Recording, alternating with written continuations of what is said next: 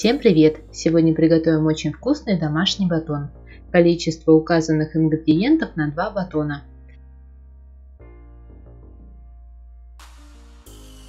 В 250 мл теплой воды добавляем 2,5 столовые ложки сахара и 18 грамм живых дрожжей.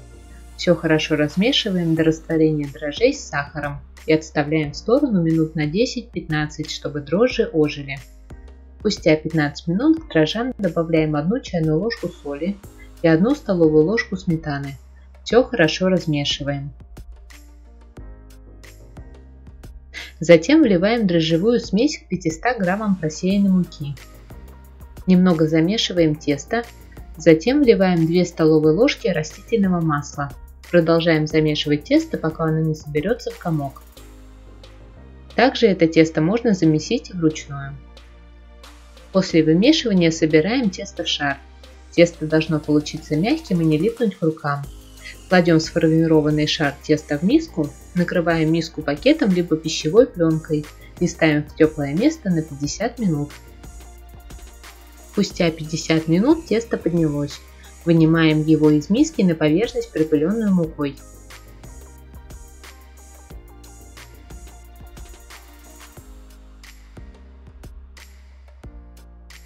Делим тесто на 2 части. Одну часть теста подкатываем и пока отставляем в сторону.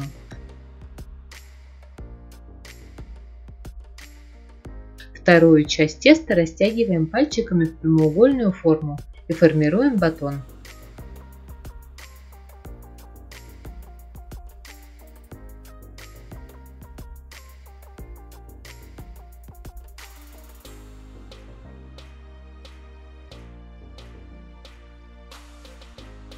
Первой частью теста делаем все то же самое.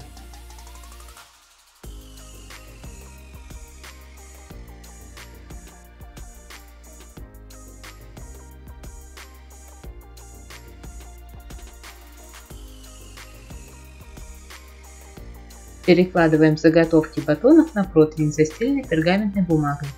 Делаем на них надрезы. Накрываем полотенцем и ставим в теплое место для расстойки на 30 минут. Спустя 30 минут батоны расстоялись. Убираем полотенце и ставим батоны выпекаться в разогретую до 180 градусов духовку на 25-30 минут. Батоны готовы. Даем им остыть.